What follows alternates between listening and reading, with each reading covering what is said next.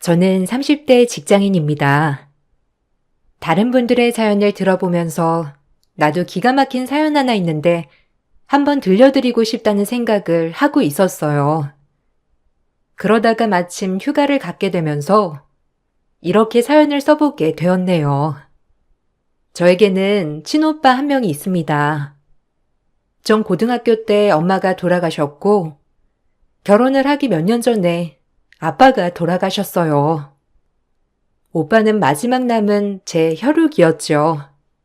연애를 할 당시 남편은 그런 저를 안쓰러워했고 이해를 해 주었습니다. 처음 시댁에 인사를 가기 전에 조금 걱정을 했지만 남편은 자신의 부모님은 그런 분들이 아니라며 안심을 시켜주었어요. 그래서 전 어느 정도 제 배경을 알고 있을 거라 생각을 했었는데 막상 인사를 드리러 가니 전혀 모르고 계셨더라고요. 처음 인사를 갔던 날 시모는 절 취조하듯이 하나부터 열까지 다 물어보셨어요. 윤철이랑 결혼을 전제로 만나고 있다고? 그래, 너희 나이도 있으니까 결혼도 생각을 하고 있겠구나. 은주네 집은 부모님께서 다 뭐 하시니? 우리 집이야 아버지가 회사원이시라는 건 알고 있을 거고. 그러고 보니 윤철이한테 부모님 어떤 일 하시는지 물어보질 못했네. 이번에 오면 물어보자 생각을 했었는데 이렇게 온 김에 부모님 뭐 하시는지 물어봐도 되겠지? 윤철이가 가족 중에 누가 사업한다고 했던 것 같기도 하고. 아, 부모님은 다 돌아가셨어요. 엄마는 제가 고등학교 때 돌아가셨고 아빠는 몇 년 전에 돌아가셨어요. 오빠가 한 명 있는데 지금 사업하고 있고요. 아마 윤철 씨가 오빠 얘기를 잠깐 했었나 봐요. 친척도 없고 저한테는 오빠 한 명뿐입니다. 미리 말씀을 드렸는 줄 알았는데 그게 아니었나 봐요. 뭐? 아니, 부모님이 다 돌아가셨던 거야? 난 그건 몰랐네. 아니, 그래도 나는 우리 아들 부모님이 온전히 다 잘 계신 여자 집안으로 장가를 보내고 싶었는데 다 돌아가셨다고? 뭐 연애한다고 해서 다 결혼까지 가는 건 아니니까 뭐. 그래, 너는 회사 다닌다고 했니? 학교는 어디 나왔니? 우리 윤철이는 대기업 다니고 있어서 그래도 좀 급이 맞아야 하지 않을까 싶기도 해. 내 말 무슨 뜻인지 알지? 아, 엄마, 갑자기 왜 그래? 은주야, 아니야. 엄마 장난하는 거야. 엄마 너무 드라마 많이 봤다. 은주야, 우리 엄마 엄청 쿨해. 그런 거에 신경 쓰는 분 전혀 아니셔. 엄마가 너한테 장난치려고 그러는가 보다. 엄마, 그래도 은주네 오빠 진짜 능력 있어. 엄마도 알지? 저기 시내 모퉁이에 있는 4층짜리 건물. 거기 건물주가 은주네 오빠야. 사업도 크게 하시고 거의 1년에 수십억은 버실걸? 형님이 제일 아끼는 동생이니까 아마 결혼하게 되면 지원도 엄청 빵빵하게 받을 수 있을 거야. 아, 그러니? 아유, 진작에 얘기하지 그랬어. 하긴 오빠가 그렇게 든든하게 있으면 부모님만큼이나 좋지 뭐. 아니야, 안 그래도 은주 들어오는데 딱 귀티가 나더라니까. 가방도 봐라. 그냥 딱 봐도 고급스러운 거. 그래, 오빠는 사업을 크게 하시는가 봐. 몇 살이셔? 결혼은 하셨고? 미혼이시면 그럼 은주가 딱 한 명 있는 핏줄이겠네. 아유, 너무 딱 좋다. 남매가 오손도손 친하게 지내는 거 난 너무 좋게 보이더라. 정환하게 맞이해 주셨던 시모는 제가 친정부모님이 모두 돌아가셨다고 하자마자 얼굴색이 싹 변했습니다. 거기에 오빠까지 있다고 하니 저에게 급을 운운하면서 상처를 주셨죠. 그런데 남편이 분위기를 풀어보고자 친오빠의 능력에 대해서 말을 하니까 그제야 시모는 얼굴빛이 밝아졌어요. 그러면서 저를 보고 복덩이라고 하며 더 잘해주셨죠. 그 찰나의 순간 동안 전 수만 가지를 생각을 했습니다. 부모님이 모두 돌아가셨을 때와 오빠가 능력 있고 지원을 많이 해줄 것이라는 말을 했을 때의 시모의 표정 차이가 극명하게 갈렸기 때문이었어요. 남편은 첫인사를 하고 나오면서 시모가 날 마음에 들어하는 것 같다면서 좋아했지만 전 그 길로 남편에게 헤어짐을 고했어요. 남편은 제가 말하는 헤어짐을 전혀 받아들이지 않았고 그날 이후 매일매일 집으로 찾아와 빌고 또 빌었습니다. 거기다가 친하게 지냈던 오빠에게도 찾아가서 저와 헤어질 수 없다면서 도와달라고 빌기도 했죠. 전 그런 상황에서도 받아주지 않았어요. 그런데 어느 날 시모가 절 찾아왔더라고요. 만나지 않으려고 버티다 어쩔 수 없이 만나게 되었는데 시모는 저에게 눈물을 흘리며 미안하다고 했습니다. 어머 은주야, 나는 네가 그렇게 상처를 받았을 거라 생각조차 못했어. 사실 전에는 부모님이 온전히 다 있는 집안에서 자란 아이들이 더 건강하고 밝을 거란 생각을 했었거든. 근데 살아보니까 딱히 그런 건 아니더라고. 그냥 내 옛날 생각을 말한다는 게 너한테는 마음의 상처가 됐구나. 정말 미안하다. 내가 그러려고 말한 건 아니었는데 용서해 주겠니? 윤철이가 네가 헤어지자고 했다면서 요즘 통 밥도 안 먹고 집에도 안 들어와. 나 때문인 것 같아서 마음이 너무 무거워서 이렇게 찾아오게 되었어. 아닙니다. 안 그래도 결혼하기 전에 윤철 씨에게 저희 집 사정 미리 말씀드리라고 했었는데 아마 중간에 윤철 씨도 고민이 있었겠죠. 그래서 아마 말도 못 꺼내고 절 데리고 갔던 것 같습니다. 그렇게 생각을 해보면 저희가 지금은 좋은 사이라고 하지만 길게 본다면 지금 끝내는 게 낫다고 생각을 해요. 어차피 결혼을 위해서 다른 사람들도 만나봐야 하고 더 시간을 길게 끌 이유는 없을 것 같네요. 윤철 씨와는 헤어지겠습니다. 은주야, 내가 정말 미안해. 내가 그냥 철없이 한 말이었는데 너에게 상처가 될 거라 생각조차 못했어. 난 애초에 네가 우리 집에 들어오자마자 내 며느리구나 하는 느낌이 왔단다. 그때는 내가 컨디션도 좋지 않았고 갑작스럽게 널 만나게 되면서 당황해 그런 거야. 그렇지만 난 네가 정말 마음에 들어. 내 말이 상처가 되어서 너무나 미안하다. 하지만 그게 내 진심은 아니었어. 괜찮습니다. 사람마다 생각이 다를 수 있으니까 저는 인정할 수 있어요. 그렇지만 저희도 나이가 있으니 더 이상 연애를 한다고 해서 좋을 건 없을 것 같아요. 어머님께서 원하시는 며느리감도 아닌 것 같고요. 이쯤에서 그만하는 게 나을 것 같습니다. 어머머머, 은주야. 내가 정말 미안해. 나 반대를 한 적 없어. 우리 애도 너를 너무 좋아하고 결혼하고 싶어 하는데 한 번만 기회를 주면 안 되겠니? 애가 헤어지기 싫어서 밥도 안 먹고 살이 쏙 빠졌어. 아니다. 결혼은 하지 않더라도 나 때문이라면 나 신경 쓸 필요 없고 그냥 다시 만나줘. 내가 이렇게 부탁하마. 제발 한 번만 우리 윤철이 만나서 얘기 좀 들어줘. 그렇게 찾아온 시모는 저의 손을 꼭 잡으면서 눈물을 흘리며 사과를 하셨습니다. 마음이 약해지던 찰나에 매일매일 찾아오던 남편이 점점 야여가는 모습을 보게 되었고 전 더 마음이 약해졌습니다. 남편은 결혼은 하지 않아도 좋으니 연애만이라도 하자며 애원을 했고 전 그런 남편을 받아줬어요. 그렇게 저희는 1년여의 연애를 하고 나서 결혼을 결심하게 되었습니다. 연애를 하는 동안에 시모와는 거의 만나지 않았죠. 그래서 시모에 대한 기억도 점점 잊혔던 것 같아요.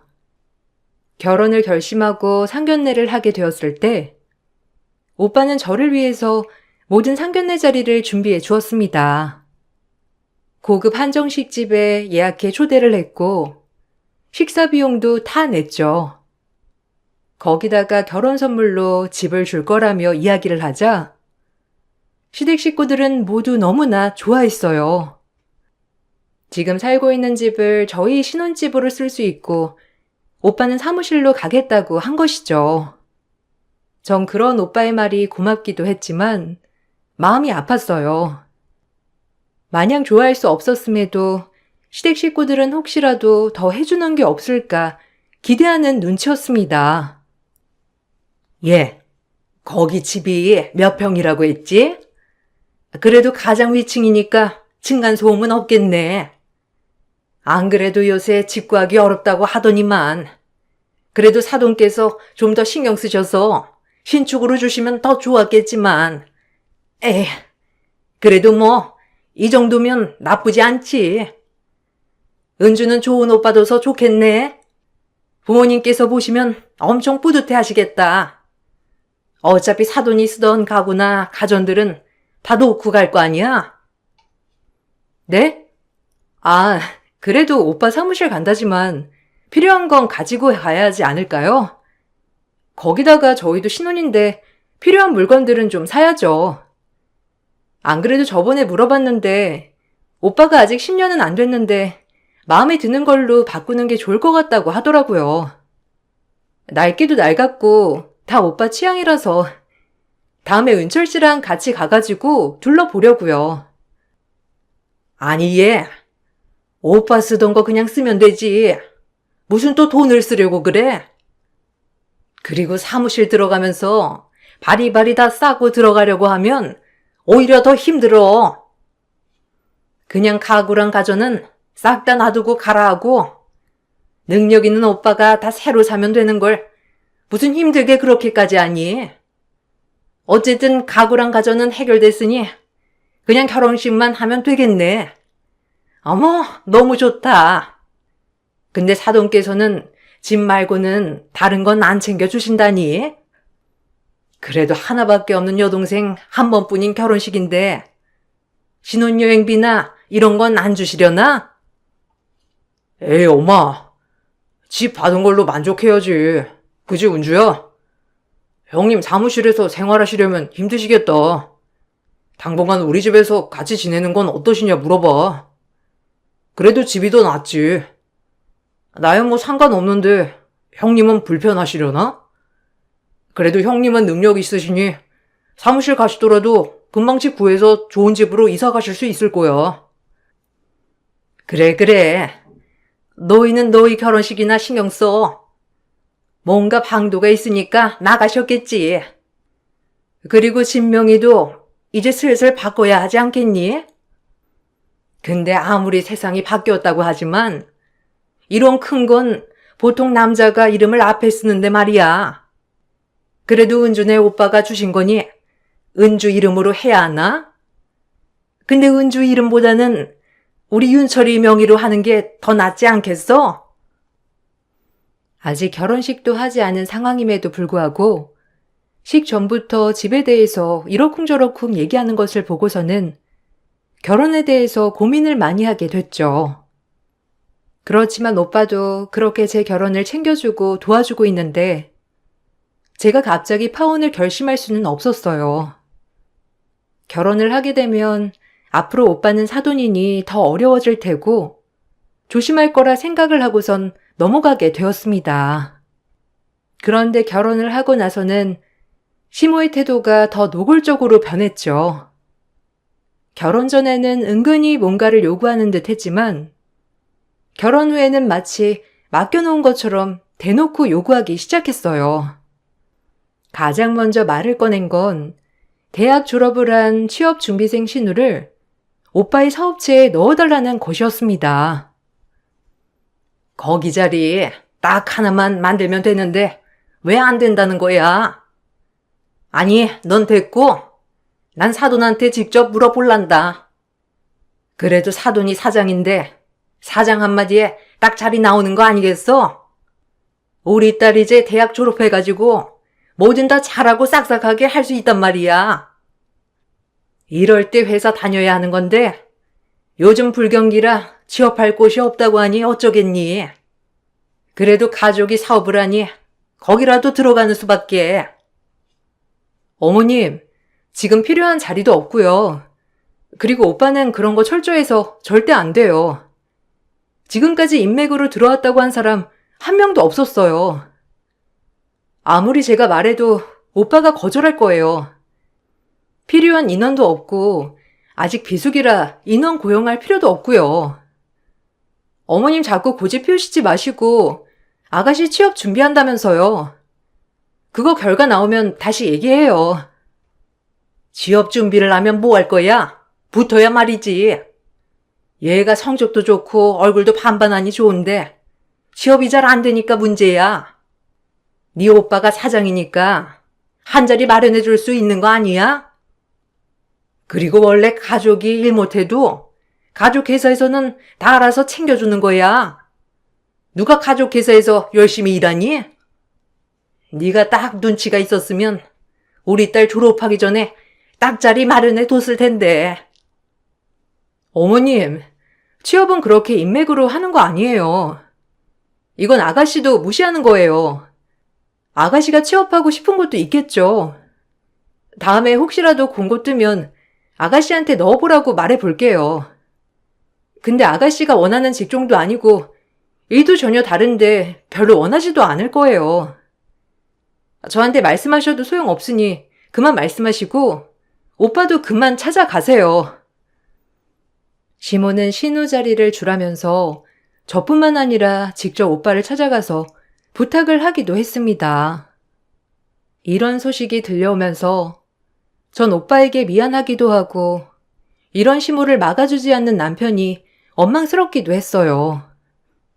남편에게 말을 해봤자 남편은 엄마가 좋은 뜻에서 하는 말이고 부탁인데 어떻게 말리냐며 강 건너 불구경을 하는 듯 했습니다. 처음에는 단순히 일자리를 달라며 고집을 피우시던 것에서 어느 날부터인가 다른 것들도 무작정 요구하시기 시작하셨습니다. 그 시작은 친정오빠 사업장이 이전을 하게 되었는데 그 건물을 전체 구입을 했다는 사실을 알게 되면서부터였어요. 사무실 위쪽으로는 거주시설이 있었는데 그걸 아시고서는 자꾸만 이사를 가야 되겠다며 저희에게 계속해서 말을 꺼내셨죠. 제가 알면서도 모른 척하니 아예 직접적으로 친정오빠 건물에 대해서도 말을 하시더라고요. 예, 우리 집이 너무 낡지 않았니? 안 그래도 이번에 이사를 가야 하나 싶더라고.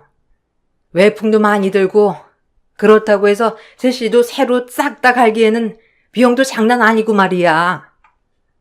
그래서 말인데 우리 이 집 팔고 다른 곳으로 이사를 가볼까 싶어가지고 아들도 나가고 딸도 이제 좀 있으면 결혼해서 나갈 텐데 남편이랑 나랑 둘이서 이런 허름한 집에서 계속 살면 너무 초라하지 않겠니? 며느리 너는 어떻게 생각하니? 뭐 이사를 가신다고 하면 어디로 가시려고요? 저번에 어머님 귀촌하고 싶다고 하셨는데 시골로 내려가서 살고 싶어서 말씀하시는 거예요? 아버님 은퇴하시면 귀촌하시고 싶다고 하셨잖아요. 이 집 정리해서 내려가시고 싶다고 하셨으니까 그때 말씀하신 거 하시려고요? 아니. 내가 귀촌을 하고 싶은 게 아니고 생각해보니까 도시만한 곳이 어디 있니? 시골 가면 할 것도 없고 농사 지으려면 체력이라도 있어야 하는데 내가 체력이 있어야 말이지. 시골은 안 가고 그냥 여기 동네에서 살아야지 어떻게 하겠어? 아니 내가 물어보고 싶은 건 말이야. 그니 친정오빠 건물 있잖아. 거기 맨 위층이 가정집 아니니? 거기 세입자가 아직 안 들어왔다고 하던데 세입자 못 구하면 계속 빈집이잖아. 그러면 빈집이 오래 두면 금방 망가진다고 하더라. 사람 온기가 들어가는 게 더 낫지 않겠니? 우리가 이제 거기 들어가가지고 생활하면서 남편은 건물 관리하고 나는 청소하고 그러면 딱이잖아. 네? 갑자기 오빠 건물은 왜? 어머님, 근데 그건 어떻게 아셨어요? 전 사업장 건물은 전에 오빠가 말을 했으니 아셨겠지만 이번에는 아무도 그런 얘기 꺼낸 적도 없는데 어떻게 아신 거예요? 아니, 그래서 오빠 재산 자꾸 물어보셨던 거예요? 거기 어차피 세입자 들어올 거예요. 아직 기간이 좀 남아서 안 들어온 거지. 이미 계약도 다 했는걸요. 그런데 어머님, 뒷조사라도 하시는 거예요? 아, 그러니? 그래도 거기 집도 좀 있던데. 다른 곳 빈집은 없다니? 이제 가족이고 부모님이 안 계시니까 아무리 사돈이라고 하더라도 내가 어른이니까 좀 챙겨줄 수도 있는 거 아니냐? 넌 무슨 오빠 얘기만 나오면 그렇게 예민해? 어디 무서워서 말이라도 꺼내겠니? 내가 궁금하니까 물어보는 건데 넌 너무 예민하게 대답하네. 시모는 친정오빠의 사업이나 건물에 대해서 항상 궁금해하고 누가 입주를 하고 있는지 가격은 어느 정도인지를 묻곤 했습니다. 그럴 때마다 난감하고 어쩔 때는 화도 나더라고요. 제가 말을 꺼내보지도 않았던 얘기를 시모는 어떻게 알고 있는 건지 의아하기도 했습니다. 그러다 사무실에서 생활하던 오빠가 사업이 더 잘 돼서 이사를 가게 되었어요. 전보다 훨씬 좋고 고급 아파트로 이사를 가게 되었습니다. 이사를 가고 나서 오빠는 집 구경을 오라면서 저와 남편을 불렀는데 따로 도착한 남편이 시모를 모시고 왔더라고요. 저와 오빠는 놀라고 당황스러웠습니다. 아유, 사돈. 어떻게 이렇게 좋은 집을 또 사셨어요? 아유, 우리 사돈 능력이 너무 좋으시네. 아니, 이렇게 큰 집에 혼자 사셔야 되겠어요? 그래도 옆에 누군가 챙겨줄 사람이 있어야 일하는데 힘도 나고 보람도 있고 그러는 거죠. 이사한 집에도 여자 흔적 하나 없는 거 보니 아직도 혼자시네. 이렇게 사시면 외롭지 않으세요? 같이 살 처자라도 한 명 있으면 좋으련만. 아, 우리 딸은 어떠세요? 솔직히 나는 겹사돈도 상관없어요. 오히려 이렇게 한 집안으로 연결되면 더 편하고 좋죠. 사돈, 농담이신 거죠? 저랑 나이 차가 얼마나 많이 나는데요. 제 동생보다도 한참이 어린데. 그나저나 사돈 어른께서 오실 줄 알았으면 제가 음식을 제대로 준비할 걸 그랬네요. 동생네만 오는 줄 알고 제가 음식을 대충 준비했는데 다음에 볼 때는 제가 제대로 음식 대접해 드리겠습니다. 아이고, 아니에요. 남자 혼자 사는데 거기서 거기죠. 아무리 돈 많이 벌면 뭐예요? 옆에서 챙겨줄 사람이 없으면 매번 이렇게 시켜 먹지. 아유, 내가 사돈 이렇게 살고 있을까봐 속상해서 한 말이었는데 이렇게 시켜 먹기만 하면 건강에도 좋지 않아요. 우리 딸이 요리 솜씨도 괜찮고 야무지고 싹싹해요. 나이 차이야 조금 날 수 있지만 뭐 그게 더 좋죠. 전 쿨한 사람이에요. 사돈이랑 우리 딸이랑 너무 잘 어울리는 것 같은데 안 그러니 얘들아? 난 정말 소개를 해주고 싶네. 어머님, 자꾸 왜 그러세요? 저희 오빠 당황했잖아요. 그리고 아가씨 남자친구도 있는데 왜 자꾸 만나보시라 하세요? 나이 차이 많이 나고 그리고 이제 갓 대학 졸업한 애랑 어떻게 만나요? 어머님 그만하세요. 시모는 어느 날부터인가 오빠에게 신우를 만나보라며 권하기 시작했습니다. 신우의 의사는 상관없이 시모는 자꾸만 오빠에게 신우이를 소개해주겠다며 말을 꺼냈죠. 처음에는 그냥 한번 말해본 건가 싶었는데 며칠 동안 자꾸만 전화를 해서 신우이를 만나보라고 하는 통에 오빠가 당황스러워 연락을 해왔던 적도 있었어요. 남편에게 중재를 해달라고 했지만 남편은 오히려 제가 이상하다면서 말을 했습니다. 당신 진짜 웃긴다. 그냥 한번 소개를 해줄 수 있는 거지. 아, 왜 그렇게 끝까지 아니라고 하는 건데? 자꾸 당신이 자르니까 내가 더 나서지 못하겠어. 솔직히 형님, 요즘 외로워하시잖아. 당신이 자꾸만 이렇게 중간에서 잘라버리면 형님 여자 한 번 못 만나고 혼자 사실 수밖에 없는 거야. 좀 중간에서 나서지 말고 가만히 있어. 내가 소개를 아예 해주지 말라고 하는 게 아니잖아. 소개해준다는 거 다 좋은데 왜 아가씨를 소개해준다고 하는 거냐고. 아가씨 이제가 대학 졸업했고 오빠는 40대인데 이게 말이나 된다고 생각해? 그리고 사돈이랑 이렇게 만난다는 게 말이나 되는 소리야? 오빠도 불편해했잖아. 당신은 오빠가 불편해하는 건 뻔히 보면서도 왜 옆에서 말리지도 않고 뭐 하는 거야? 뭘 말리라는 건데? 무엇보다 가장 어른인 엄마가 괜찮다고 하는데 내가 뭘 말려야 하는 거야? 동생 정도면 젊고 예쁘기도 하고 괜찮지 뭐. 형님 나이면 이제 연애하고 결혼하기는 힘든 나이야. 근데도 우리 동생같이 젊고 예쁜 애 만나면 그냥 좋지 않겠어? 엄마도 잘 어울리는 것 같으니까 소개해주겠다고 한 거야. 솔직히 말해봐. 왜 자꾸 오빠한테 아가씨 소개해주려고 하는 건데? 혹시 이게 오빠 재산 때문에 이러는 거야?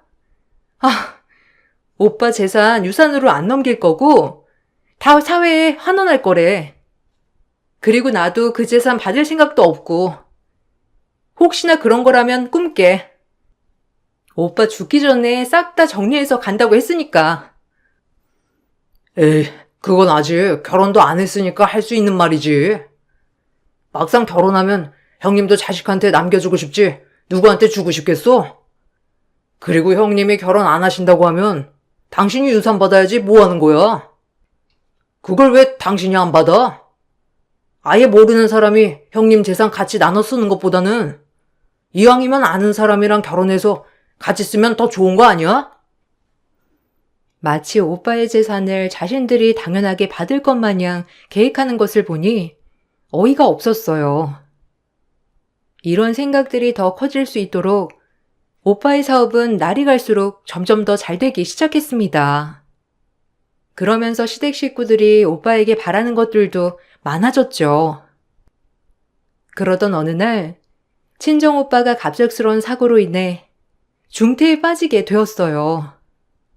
사고로 의식을 잃고 나서 깨어나지 않았고 위기 상황도 있었습니다.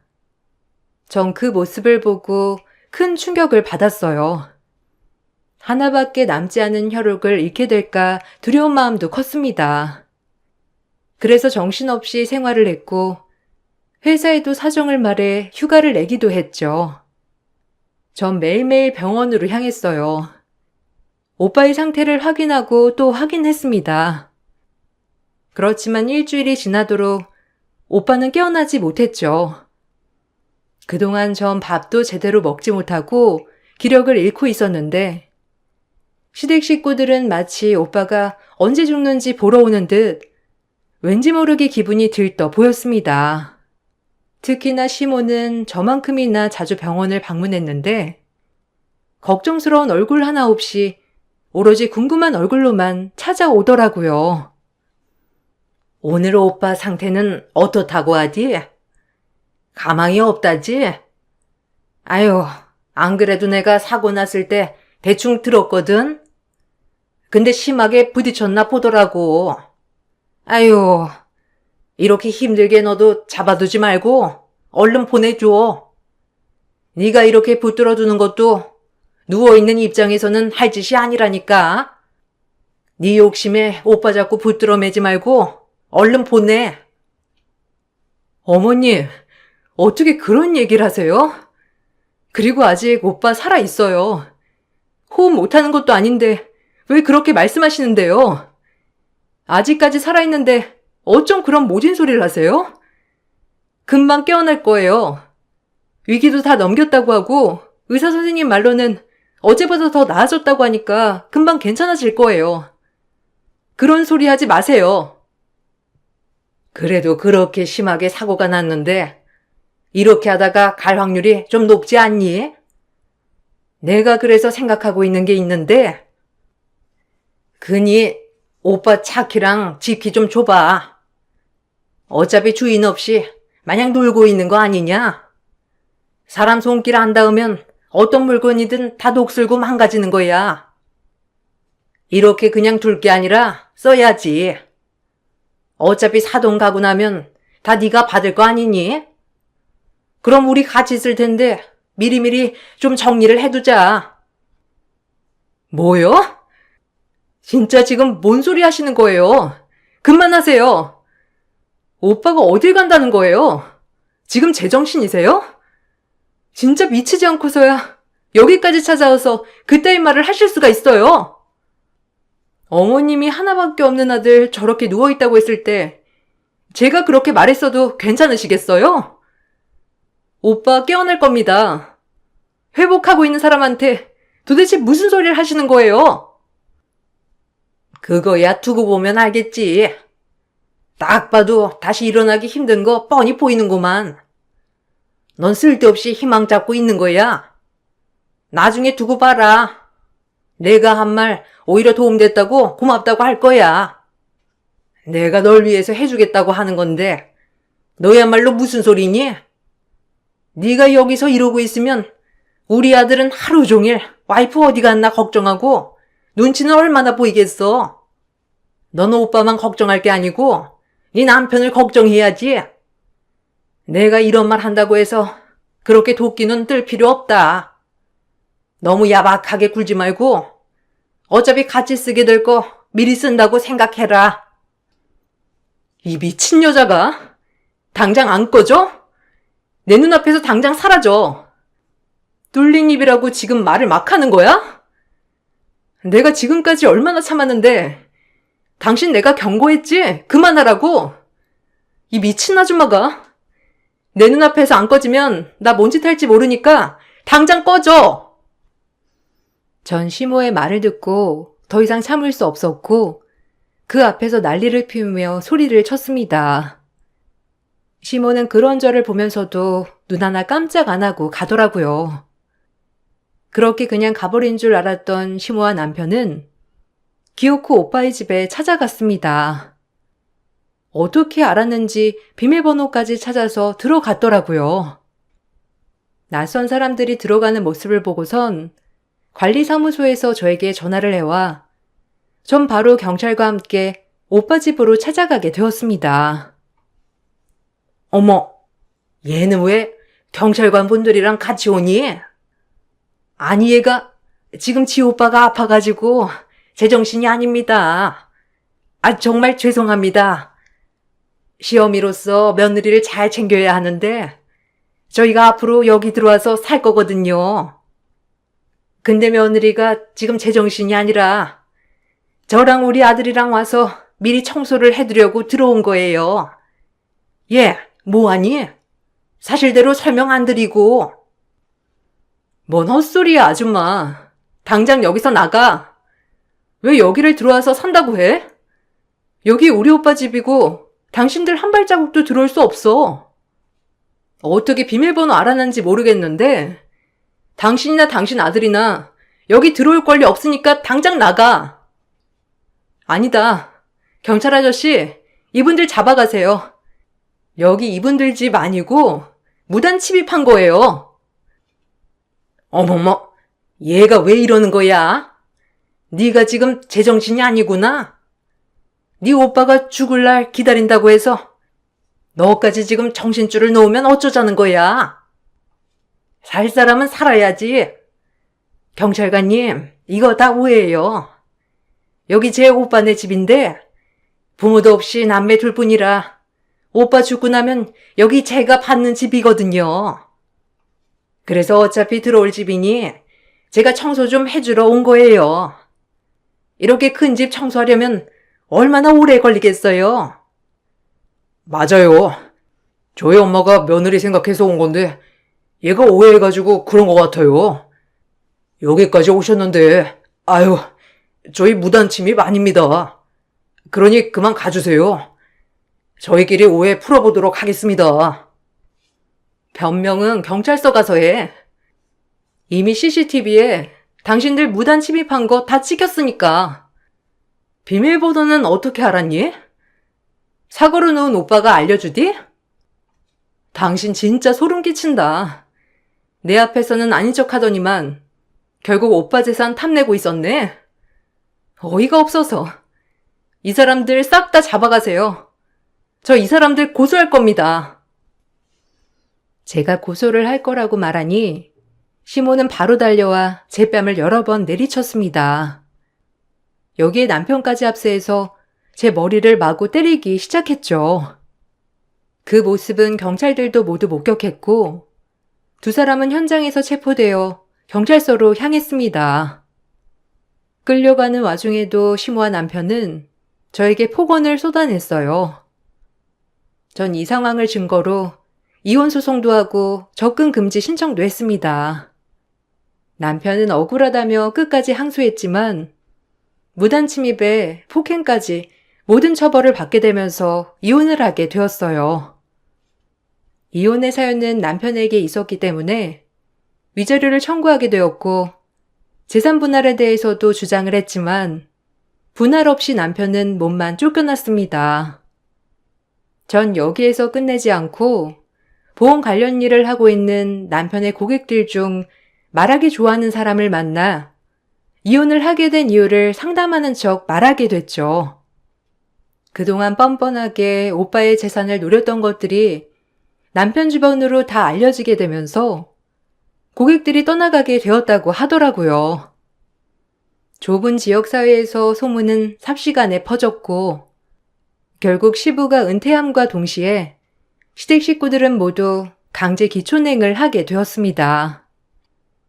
뒤늦게 남편은 미안하다면서 그럴 의도가 아니었었다며 사과를 했지만 그 검은 속내가 뻔히 다 보여 받아주지 않았어요. 그동안 그렇게 얼토당토하는 얘기를 했을 때 더 강하게 말을 했어야 했는데 오히려 아쉬운 생각이 들었네요. 오빠는 다행히도 한 달이 되고 깨어나게 되었고 깨어난 후 그때 당시 얘기를 듣고는 저보다 더 분노를 했죠. 오빠가 있었기 때문에 더 마음을 잡고 냉정하게 마무리를 할 수 있었던 것 같아요. 저는 직장을 그만두고 오빠 사업을 옆에서 도와주고 있답니다. 요즘은 하나밖에 없는 오빠가 너무나 든든하고 좋네요. 제 사연 들어주신 분들께 정말 감사드립니다. 내 곁에 있는 가족을 소중하게 생각하시길 바랄게요. 안녕하세요. 저는 도무지 시모의 행동에 대해 이해를 할 수가 없어 사연을 신청하게 되었습니다. 잘못을 인정하고 현재의 상황을 바로잡는 게 우선인데 못 먹는 감을 쳐다보고 있는 시모가 가족들에게 많은 실망을 안겨주었고 지금은 모두가 등을 돌려버려 결국 혼자가 되었는데도 아직까지도 정신을 못 차리고 있는 중입니다. 처음에 시동생이 결혼 소식을 발표하면서부터 집안에 균열이 생기게 되었는데요. 예비동서로 들어오게 될 사람이 한의원장이라는 말을 듣게 되면서부터 시모의 행동 또한 많은 변화가 생겼습니다. 그리고 그런 시모의 모습이 그동안 며느리로 살아온 저를 어떻게 생각하고 있었는지도 알 수 있는 계기가 되었죠. 시동생이 한의원장과 결혼할 계획을 가지고 있다는 말이 나왔을 때 시모는 남편도 능력 좋은 여자를 만날 수 있는데 그렇게 하지 못했던 과거의 선택이 많이 아쉽다면서 제가 며느리로 들어온 거에 대해 후회를 하고 있었어요. 저는 예상하지 못했던 말을 듣게 된 터라 상당히 큰 상처를 받았었고 그동안 며느리로 살아온 시간들이 헛되었다는 걸 확실하게 느낄 수가 있었습니다. 제가 앞에 있는데 그런 말들을 아무렇지도 않게 꺼내다는 것 자체가 저를 며느리로서 마음에 들지 않았지만 어쩔 수 없이 받아줬다는 걸 알게 됐을 땐 눈시울이 붉어질 정도로 기분이 정말 안 좋았어요. 이렇게까지 상처를 크게 받게 된 이유는 그동안 며느리로의 삶을 되돌아봤을 때 시모는 항상 저에게 좋은 말을 아끼지 않았었고 딸처럼 대해주셨어요. 시댁에 가면 저 혼자 모든 걸 감당하는 게 아닌 시모가 옆에서 많은 것들을 도와주셨는데 그런 시모의 행동에 항상 감사함을 느꼈습니다. 그리고 시모와 둘이서 문화생활까지 즐길 정도로 정말 사이가 좋다고 생각했었는데 그런 행동들이 전부 가식과 거짓이었다는 걸 알게 되면서부터 더 이상 시모에게 마음을 열고 다가갈 수 없었어요. 이미 시모의 관심사는 곧 인사를 오게 될 예비 동서에게 온정신이 쏠려 있었습니다. 시동생에게 언제 어디서 만나게 됐는지부터 시작해 예비 동서의 집안은 어떤지 쉬지 않고 질문을 던지는데 그런 모습을 지켜보고 있던 남편이 시모의 말을 자르면서 불만을 터뜨렸어요. 지금 저희들 앉혀놓고 뭐 하자는 거예요? 이 사람과 잘 지내시더니 어떻게 면전에 대고 며느리로 들인 걸 후회한다는 말을 하세요? 동생이 결혼하려고 데려오겠다는 여자는 한의 원장인데 이 사람은 일반 직장인이라고 벌써 차별을 두시는 거예요? 그동안 얼마나 잘했는지 그런 건 어머니한테는 중요하지 않아요? 이 사람밖에 없다고 동네가 떠당할 정도로 자랑하고 다니더니 그런 행동들이 전부 진심이 아니었던 거예요? 내가 뭘 어쨌다고 그러니? 나는 속에 있는 말도 못하는 거야? 며느리가 하나일 때랑 둘일 때는 당연히 다른 거지. 그리고 능력 있는 여자 충분히 만날 수 있는 자격과 조건이 됐었는데도 신중하지 못했던 너한테도 문제가 있는 거지.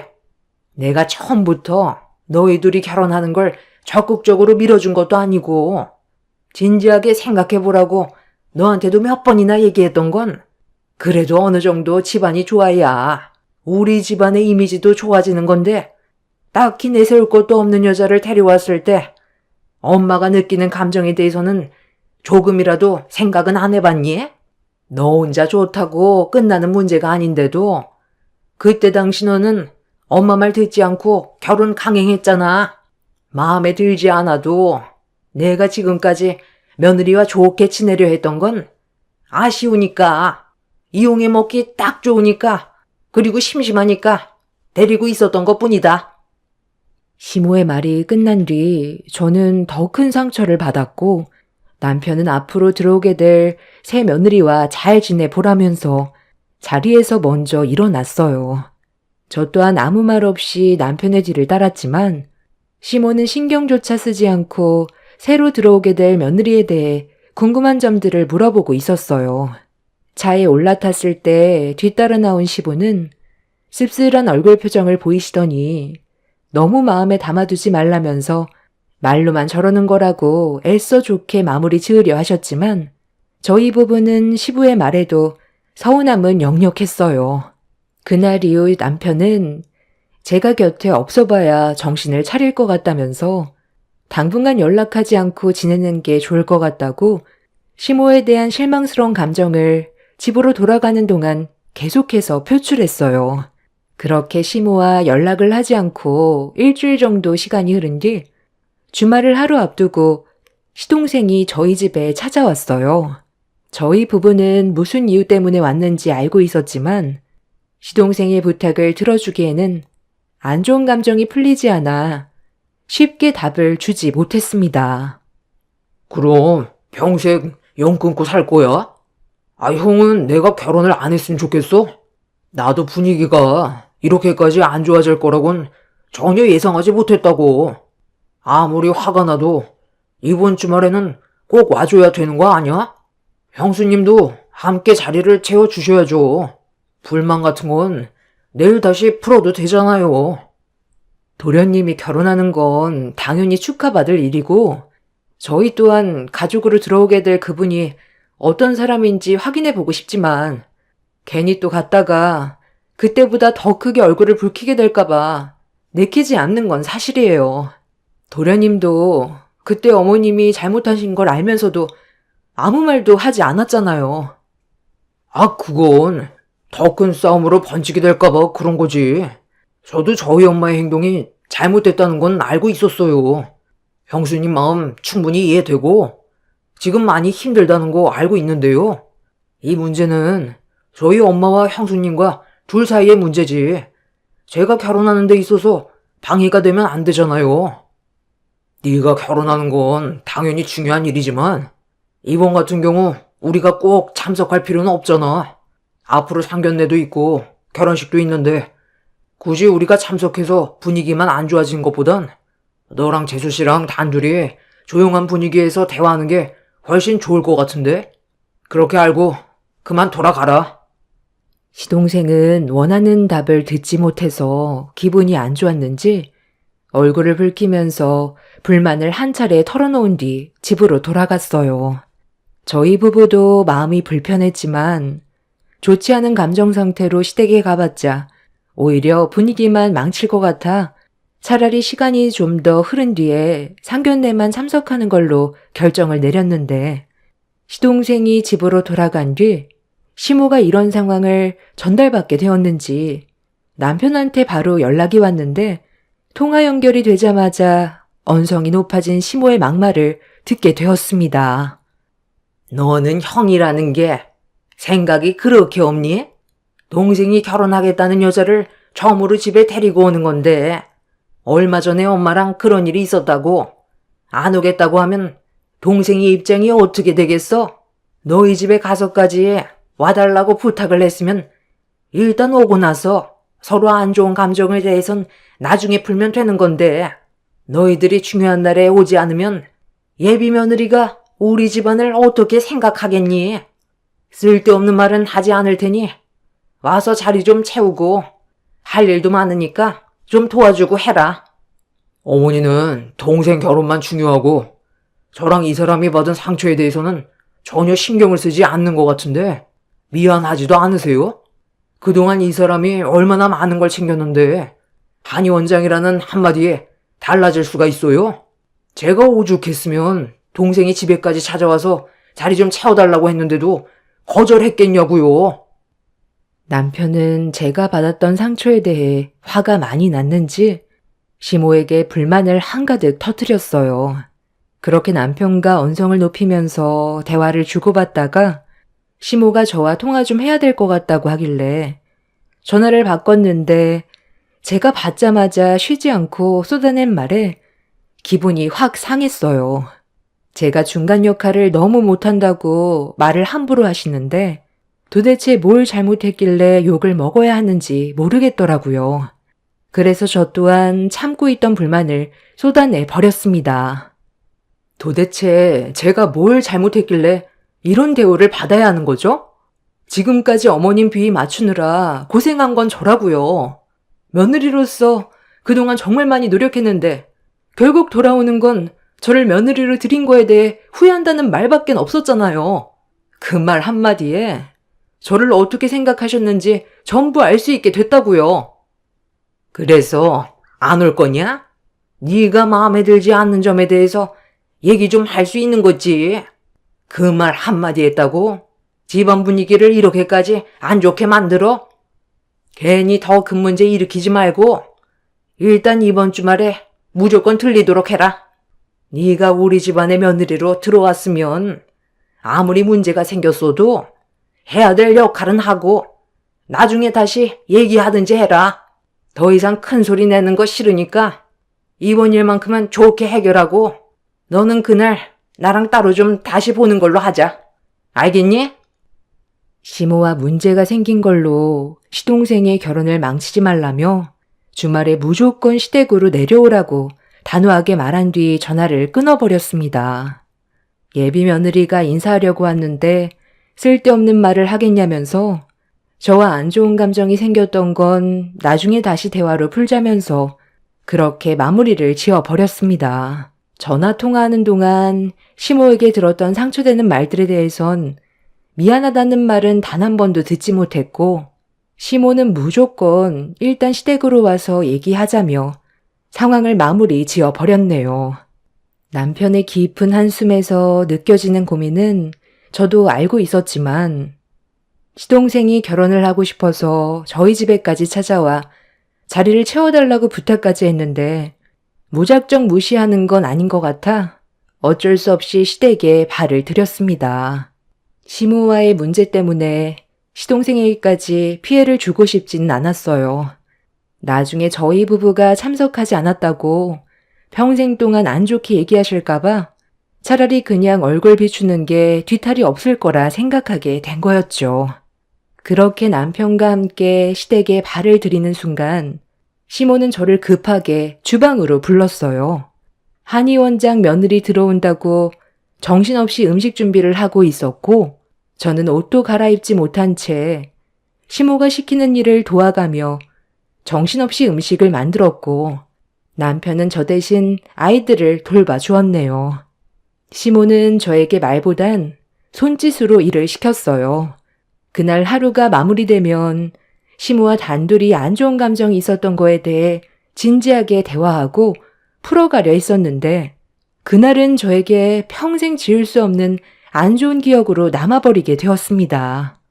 음식이 어느 정도 마무리되어 가고 있을 때쯤 시동생이 예비 동서를 데려올 시간이 거의 다 되어갈 때 시모가 저에게 일을 시켰어요.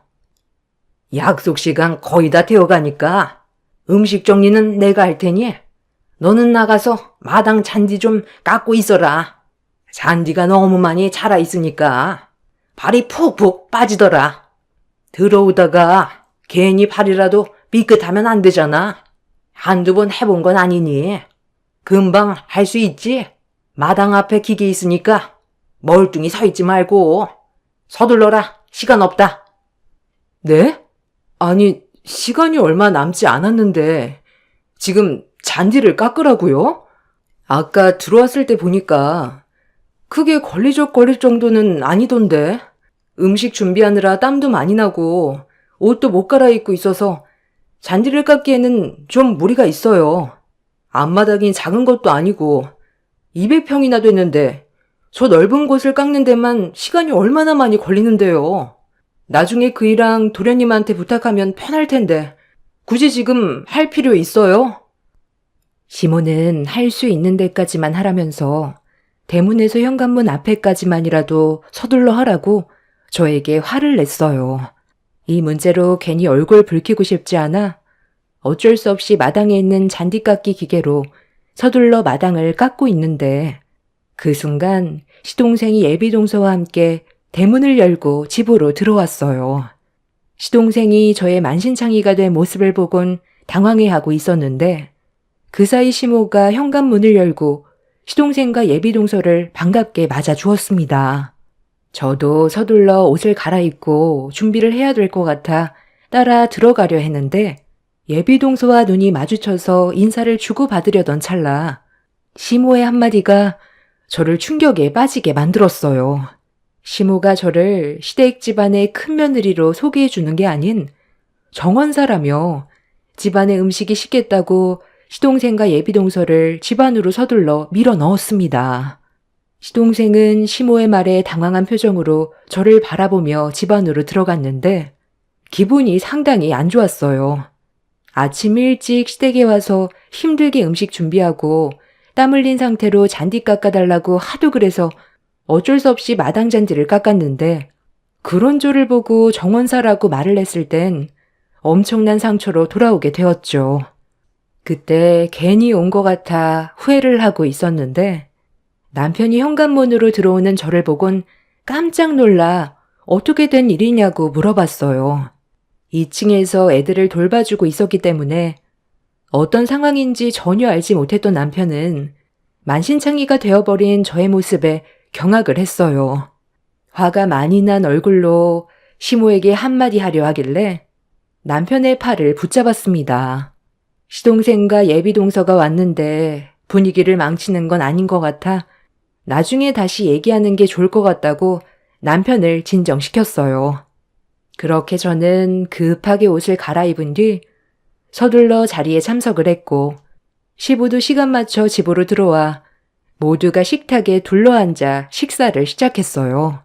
저희 부부 빼곤 즐거운 식사를 하고 있는데 저는 기분이 별로 좋지 않아 표정 관리가 쉽지 않았어요. 남편도 마찬가지로 이용만 당한 것 같은 느낌이 들었는지 묵묵히 밥을 먹으면서 아이들을 챙겼고 저는 빈 그릇에 반찬을 채우고 있는데 예비동서의 입에서 나온 한마디에 순간적으로 제 모든 행동이 멈춰버렸어요. 어머님, 아버님, 앞으로 제가 꾸준하게 건강관리 해드릴 테니 앞으로 지인분들 저희 한의원 소개 많이 해주실 거죠? 오시는 분들 공짜로 한약 지어드릴 테니 소문 좀 많이 내주세요. 요즘 경기도 안 좋은데 건강 챙기셔야죠. 이번에 어머님, 아버님 제 덕에 무료로 보약 한 채 지어드린 거 괜찮으셨죠? 이런 것도 저니까 해드리는 거지. 다른 한의원에서는 저처럼 신경 써주지 못한다니까요. 말 나온 김에 예비 아주머님 댁에도 무료로 한약 한 채 지어드려야겠네. 이번에 시간 내서 한의원에 한번 들리세요. 검사받고 몇 달치 지어드릴 테니 건강 관리하세요. 제가 이 사람 아니었으면 한의원 운영하는 거 정말 힘들었을 텐데 사람들 소개를 많이 해줘서 입소문이 났는지 요즘 정신없을 정도로 많이 바쁜 시간을 보내고 있거든요. 그래도 가족을 우선시 챙겨야 되니까 제가 먼저 건강 관리해드리고 보약까지 챙겨드릴 테니 이번에 시간 내서 꼭 와주세요. 공진단 많이 들어보셨죠? 그 비싼 걸 공짜로 드릴 수 있다니까요. 나도 내 아들한테 대충 듣긴 했는데 정말 그게 가능한 거니? 너무 퍼주는 것 같아. 한의원 망할까봐 걱정했는데 지금 돈을 쓸어 담는다며? 아무래도 제가 그만큼 노력을 했기 때문에 환자분들께서 제 마음을 아시고 소문을 잘 내주셔서 그런 거 아니겠어요? 아버님, 어머님도 이번에 공진단 챙겨 드세요. 당연히 그래야지. 나도 나이를 먹다 보니 기력이 많이 떨어져서 요즘 건강관리에 관심이 많았는데 이렇게까지 생각해주니 너무 고맙구나. 방금 한 말들을 대충 정리해보면 한의원에서 진료를 받으면 한약을 공짜로 주겠다는 거예요? 아니, 그게 어떻게 가능해요? 한약이 적은 돈이 아닐 텐데. 아휴, 제가 한의 원장인데 그런 거 하나 못하겠어요? 환자분들의 건강을 우선으로 생각하면 누구나 할 수 있는 일인데 너무 의심하는 거 아니에요? 그래, 좋은 일 하겠다는데 너는 왜 의심을 하고 그래? 무료로 한약을 주겠다는데도 꼭 그렇게 말을 해서 사람 기분 상하게 만들어야 되겠니? 우리 집안에 며느리로 들어와서 한약 한 번을 지어주지 않았으면서 왜 이렇게 말이 많아? 주면 주는 대로 그냥 감사합니다 하고 받아 먹을 것이지. 이 세상에 공짜가 어디 있어요? 그만큼 목적이 있으니까 그 비싼 한약을 무료로 주는 거 아니겠어요? 그래서 물어본 건데 어머니는 왜 이 사람한테 또 뭐라고 그러세요? 원래 가진 게 별로 없는 것들이 의심을 많이 하게 되어 있다. 사람이 좀 마음을 넓게 가지면 덧나니? 예비 며느리가 좋은 마음으로 해주고 싶어서 그런 건데 이상한 사람 취급하면 기분이 좋겠어?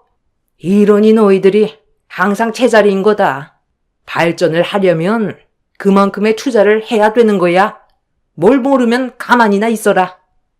좋은 일 하려고 했다가 괜히 저 때문에 집안 분위기 안 좋아지는 것 같아. 더는 얘기하지 않을게요. 나중에 무료 한약 받고 싶으면 그때 연락 주세요. 세상에 공짜가 없다는 걸 살면서 항상 느껴왔었기 때문에 예비동서의 말이 이해가 되지 않았어요. 그래서 의심할 수밖에 없었고 그때부터 유심히 관심을 갖기 시작했습니다. 사람이 돈을 벌기 위해 일을 하는 거지 남을 위해 자신이 가지고 있는 모든 걸 퍼주지는 않잖아요. 저만 그런 것도 아니고 남편도 같은 생각을 가지고 있는데 시모와 시동생은 저희 부부에게 실망을 많이 했다면서 안 좋은 시선으로 바라봤어요. 결국 식사 자리에서의 분위기는 상당히 안 좋아졌고 이 모든 게 저 때문에 일어난 일이라면서 시모는 저에게 또다시 상처되는 말을 아무렇지도 않게 뱉어댔어요. 예비동서가 옆에 있는데도 거침없이 막말을 쏟아내길래 더는 듣고 싶지 않아 잠깐 자리를 피했습니다. 화를 가라앉히기 위해 잠깐 화장실에 들린 뒤 다시 자리로 돌아오려고 했는데 예비동서가 저를 기다리고 있었습니다. 저기, 형님. 곧 결혼할 사이인데, 형님이라고 불러도 되죠? 형님 잠깐만 이쪽으로 좀 와보세요. 저랑 잠시 진지하게 대화 좀 할 수 있을까요? 좀 전에 제가 했던 말에 대해 설명을 좀 해드리려고요. 제가 아까 무료로 한약을 준다고 했었던 것 때문에 좀 의심스럽고 언짢으셨죠? 적은 금액도 아닌 한약을 아무래도 무료로 주는 게 쉽진 않지만 저는 가능하다고 했잖아요. 그 방법이 크게 어려운 건 아니에요. 형님도 실손보험에 가입이 되어 있잖아요. 몸이 불편하셔서 한의원에 찾아와 검사를 받고 난 뒤에 일단 한약 비용 결제하시고 나중에 한약 받으시면 되는 방법이 있거든요. 그래서 무료로 한약을 받으실 수 있다고 설명드린 거예요. 제가 한의원장이잖아요. 이 권한은 저에게 있기 때문에 정보 조작이 가능하거든요. 그래서 형님도 오셔서 관리 받으시고 무료로 한약까지 받으시라고 한 거예요. 저는 좋은 의도로 말씀드린 건데 너무 안 좋게만 보시니까 서운해요. 저희도 이제 한 가족인데 이런 문제로 얼굴 붉히면 안 되잖아요? 그래서 설명드린 거니 다른 곳에는 절대 말씀하시면 안 돼요. 그러니까 지금 나한테 한 말을 정리해보면 실손보험에 가입이 되어 있는 걸 역이용해서 허위로 조작해 돈을 벌고 있다는 거잖아. 아니, 또 그렇게 생각하시면 안 되죠. 저는 환자분들을 위해 좋은 일을 해드린 것뿐이에요. 비싼 한약도 무료로 먹고 환급받을 수 있게 도와주기까지 하는데 어떻게 이게 나쁜 일이라고 할 수가 있겠어요? 서민들이 왜 건강이 안 좋아지는지 아세요? 비싼 의료 시스템 때문에 관리를 받지 못해서 그런 거잖아요. 그러니 이런 편법적인 방법으로 이용해서 관리 받으면 이것만큼 좋은 일이 어디 있겠어요? 저 정말 진지하게 얘기하는 거예요. 그러니 형님도 저를 너무 안 좋게만 보려고 하지 마시고 좋은 쪽으로 봐주세요. 그리고 주변에 소문도 많이 내주시고요. 이제 가족이 될 사이인데 서로 돕고 사는 게 좋은 거 아니겠어요? 지금 나한테 이런 말을 한 거에 대해 후회할 텐데 내가 누구인지 알고는 있는 거야? 방금 한 말 상당히 위험하다는 거 모르는 거 아니지? 네? 제가 방금 말실수라도 했어요? 저는 지금까지 한 행동에 대해 문제가 있다고 생각해 본 적 단 한 번도 없는데요? 좋은 일 하는 게 나쁜 거예요? 하기야. 식구들은 내가 보험 일을 하고 있다고만 알고 있지 깊게 알려고 하진 않으니까 신경도 안 썼겠지. 나 손해보험 사기조사 팀장이야. 제 말이 끝나는 순간 예비동서의 얼굴은 사색이 되었고 조금씩 뒷걸음질 치더니 말을 더듬기 시작했어요. 예비동서는 이제 가족이나 다름없는데 일을 크게 만들 거냐면서 서로 좋게 넘어가자고 했지만 제 직업상 조용히 넘어갈 문제는 아니었습니다. 꼬리가 길면 밟힌다고 이런 식으로 저에게 잡히게 될 줄은 상상조차 하지 못했겠지만 이미 뱉은 말은 주워 담을 수 없기 때문에 저는 그 자리에서 즉시 경찰서에 신고를 넣었습니다. 당황한 예비동서는 도망치려고 거실에 있던 손가방을 챙겨 밖으로 나가려 하길래 저는 예비동서의 앞을 가로막았고 시댁 식구들은 갑자기 벌어진 상황이 많이 놀랐는지 어떻게 된 거냐고 물어보길래 모든 걸 설명했어요. 그런데 제 말을 들은 시모가 잘못된 걸 알면서도 노발대발하면서 쓸데없이 일을 크게 만들었다고 저에게 분노를 표출했습니다. 남편은 당연한 일을 한 건데 제가 무슨 잘못을 했냐며 목소리를 높여 싸우기 시작했고 시동생은 예상하지 못한 말을 듣게 돼서 놀랐는지 예비동서의 행동이 정말 잘못된 일이냐고 물어보길래 저는 침착하게 다시 설명을 해줬어요. 실손보험이 처리되지 않는 항목을 허위로 조작해 보험금을 타먹었기 때문에 명백한 사기 범행이라고 설명해주면서 제가 하는 일이 이런 보험 사기를 조사하는 일이라고 하자 시동생은 소파에 주저앉았습니다. 제가 아니더라도 결국엔 잡히게 될 문제라고 시모에게도 설명을 해줬지만 시모는 제 말을 듣지 않았어요. 한의 원장 며느리를 잃게 된 거에 대해 분노했고 머리채를 잡으려 하자 남편이 시모를 가로막았습니다. 예비 동서는 저에게 한 번만 살려달라면서 납작 엎드려 용서를 구했어요. 하지만 잘못된 걸 바로잡는 게 제 일이었기 때문에 결국 예비 동서였던 그 여자는 보험 사기로 검찰에 송치가 되었습니다. 시모는 이 문제로 충격을 받고 개거품까지 물며 쓰러지게 되었네요. 그리고 한의사협회 윤리위원회에서 징계를 검토 후 보험 사기를 인정해 의료법 위반으로 한의원장인 그 여자는 유죄를 확정받게 되었습니다. 그런데 시모는 아직까지 저에게 화가 많이 나 있는 상태입니다. 저 때문에 한의원장 며느리를 놓친 거에 대해 분노를 가라앉히지 못하고 있어요.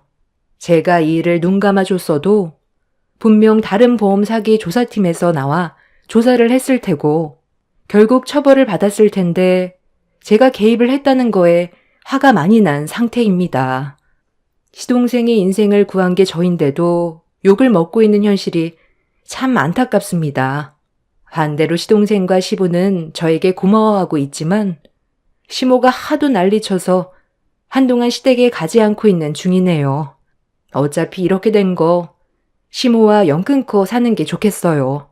아무리 좋은 일을 해도 시모는 저를 마음에 들어하지 않으니까요. 제 사연을 들어주시는 분들께서 한의원에서 조건 없이 한약을 주겠다고 하면 의심부터 하시길 바랍니다. 공범으로 몰릴 수가 있기 때문에 그런 곳은 피하시고 꼭 신고를 해주시길 부탁드리겠습니다. 그래야 추가적인 피해를 막을 수가 있습니다. 제 사연 들어주셔서 감사합니다. 안녕하세요. 저는 남편과 함께 육회집을 운영하고 있는 40대 여자입니다. 최근에 저희 가게에 전 남편이 다녀간 적이 있었어요.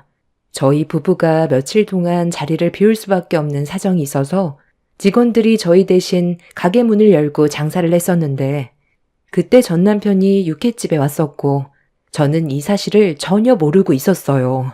만약 제가 가게에 있었다면 들어오지 못하게 막았겠지만 없는 사이에 들어왔던 거라 손을 쓸 수가 없었습니다. 그런데 일을 마치고 다시 가게를 나왔을 때 전 남편이 가게 안으로 들어와선 난리를 치기 시작했어요. 얼굴을 마주하게 된 것도 당황스러운데 전 남편의 입에서 나온 한마디에 더 큰 충격을 받게 되었습니다. 저희 가게에서 육회를 먹고 식중독에 걸려서 며칠 동안 죽다 살아났다며 그에 따른 위자료를 받아야겠다면서 1,500만 원을 청구했어요. 말도 안 되는 금액에 놀란 저는 식중독에 걸린 것부터가 이해할 수 없었고 전 남편이 제가 이 식당의 사장이라는 걸 식당 내부에 걸려져 있는 사진을 보고 저에게 금전적으로 요구를 하려는 행동 같아 보였어요. 전 남편과는 점점 더 언성이 높아지더니 자기가 원하는 대로 해주지 않으면 폐업하게 만들겠다면서 손을 올리려던 그 순간 남편이 식당 안으로 들어왔어요. 그리고 또 다른 반전이 눈앞에 펼쳐졌습니다. 과거의 전 남편과 있었던 일들에 대해 먼저 설명을 드려야 현재의 상황을 이해하실 수 있으실 텐데요. 지금으로부터 10년 전 남편과 결혼 생활한 지 1년 정도 지났을 시점에 술을 진탕 먹고 들어온 적이 있었어요. 결혼 이후 남편의 변화되는 모습을 지켜봐오던 저는 함께 살아오면서 점점 실망을 많이 하게 되었습니다. 제가 알던 모습이 아닌 다른 사람이 되어가는 모습으로 변해가고 있어서 앞으로의 미래가 그려지지 않더라고요. 그때 당시 저도 술에 취해 자기 몸 하나 가누지 못하는 그런 남편의 모습에 너무 실망스러워 답답한 마음에 한마디 했는데 제 말이 끝남과 동시에 남편이 저에게 손을 올리려 휘둘렀습니다. 남편이 술에 취해 제정신이 아니라서 피할 수는 있었지만 저를 노려보면서 조용히 하라고 소리치던 그 눈빛은 평소에 제가 알던 남편의 모습이 아니었어요. 시간이 지날수록 술도 많이 마시지만 난폭해지는 모습을 지켜보고 있던 저는 저에게 손을 올린 이후 남편과의 결혼 생활을 진지하게 다시 생각해 봐야 할 것 같았습니다. 아무리 정신을 못 차릴 정도로 술을 먹었다 해도 아내에게 손을 올렸다는 건 확실하게 잘못된 행동이었기 때문에 고치지 못한다면 갈라서기로 결심하게 되었죠. 남편은 다음날 출근을 해야 되는데 전날에 먹었던 술 때문에 흔들어 깨워도 정신을 차리지 못했어요. 저도 출근을 해야 돼서 남편을 계속 깨웠지만 일어나지 못하길래 실망스러운 모습에 짜증이 확 밀려온 저는 찬물을 냅다 들이부으려 했는데 남편의 핸드폰으로 전화가 왔어요. 번호를 확인해 보니 사장님으로 저장이 되어 있길래 일단 받게 되었죠. 안 팀장, 지금 몇 시인 줄 알아? 어디쯤 왔어? 거의 다 온 거야? 아, 왜 말이 없어? 설마 또 시작이야? 결혼하고 정신 차린 줄 알았더니만 그 버릇 또 나오는 거야? 나니가 불쌍해서 계속 데리고 있었지만 책임감 없이 다닌다면 나도 월급 주는 게 아까워서 더는 안 팀장과 함께 할 수가 없겠네. 저 사장님, 정말 죄송합니다. 저도 계속 깨우고 있긴 한데 어제 술을 많이 마셨는지 정신을 못 차리고 있는 중이라 깨어나는 대로 회사로 바로 보낼게요. 재수씨? 제가 이런 말씀 드리는 게 좀 그렇긴 하지만 안 팀장 그놈 재수씨 만나고 나서 사람이 달라질 줄 알았거든요. 그런데 재벌은 난 못 준다고. 결혼한 지 얼마 되지도 않았는데 또 저런 거 보면 그놈은 그 버릇 절대 못 고쳐요. 재수씨 인생이 불쌍해서 내가 얘기해 주는 건데 더 피해보기 전에 웬만하면 정리하는 게 좋을지도 몰라요. 시간 지나면 정신 차릴 수 있을 거라고 믿고 있다간 시간만 버리고 후회만 오게 될 겁니다. 제가 그놈이 하도 불쌍해서 여태껏 데리고 있었는데 감사하게 생각하기는커녕 내 회사에 피해를 주는 것 보면 걔는 글러먹었어요. 그놈이 얼마나 개차반이었는지 아세요? 술만 먹으면 개가 돼서 물건 때려 부수는 건 기본이고 지나가는 사람과 시비 붙으면 그게 여자라고 해도 주먹부터 올렸어요. 그놈이 언제 또 사고를 칠지 모르기 때문에 재수씨도 조심하는 게 좋을 거예요. 저도 여동생이 있어서 동생 같아서 얘기해 주는 거니까 결혼 생활 진지하게 고민해봐요. 그리고 그놈한테 오늘부로 회사에 안 나와도 된다고 전달해 주세요. 저는 남편이 다니던 회사의 사장님과 통화 후 상당한 충격을 받았어요. 제가 알지 못했던 남편의 과거의 행동을 듣게 되었고 손버릇이 나쁘다는 말을 들었을 때 전날의 남편이 저에게 손을 올리려고 했던 행동이 다시금 떠올랐습니다. 거기에 더해 퇴사 처리까지 되어버렸으니 저도 더 이상은 화를 참지 못하겠더라고요. 그래서 좀 전에 부으려 했던 찬물을 남편의 얼굴을 향해 냅다 뿌려버렸고 찬물을 뒤집어 쓰게 되자 화들짝 놀라 벌떡 일어나더니 저에게 욕을 하며 화를 냈어요. 회사 출근 안 할 거야? 언제까지 퍼질러 자고 있을 건데. 자기 몸 하나 가누지 못할 정도로 술에 취해서 회사에까지 피해를 주는 당신의 행동이 얼마나 실망스러웠으면 사장님이 전화하셔서 더는 못 봐주겠다고 퇴사 처리까지 하겠다는 말이 나오겠어. 그리고 술을 먹어도 곱게 먹어야지. 나한테 손까지 올리려 했던 거 기억 안 나? 나 방금 사장님과 통화하면서 당신이 나랑 결혼하기 전에 어떤 삶을 살아왔고 술 먹으면 어떻게 되는지 전부 다 들었거든? 다른 건 몰라도 여자한테 손을 올리려는 건 우리 관계에도 심각하게 고민해볼 문제야. 어제 나한테 손을 올렸던 게 우연이 아니었던 거지? 안 그래? 나도 어제 친구들과 오래간만에 만나서 대화 좀 하다 보니까 술을 좀 과하게 먹긴 했는데 앞으로는 이런 일 없을 거야. 1년간 같이 지내왔으니까 당신이 더 잘 알 거 아니야. 나도 변화되는 모습 보여주려고 정말 많이 노력하고 있는 중이야. 어제 잠깐 실수가 있긴 했지만 그전에는 실수한 적 없었잖아. 사장님한테는 내가 가서 얘기 좀 잘해볼게. 그래도 내가 그 회사에 다닌 지 벌써 7년이나 됐는데 쉽게 퇴사 처리하진 못할 거야. 서둘러 준비해서 나갈게. 사장님이 그럴 필요 없다고 그랬어. 더 이상 봐줄 수 없대. 당신이 일하던 자리 이미 다른 사람이 앉아있나 봐. 그리고 나도 당신에 대해 다시 생각해봐야 되겠어. 아, 아침부터 정말 이럴 거야? 내가 앞으로 잘한다고 하잖아. 이 사장은 내가 이러는 거 한두 번 본 것도 아니면서 오늘따라 왜 이렇게 예민하게 구는 거야?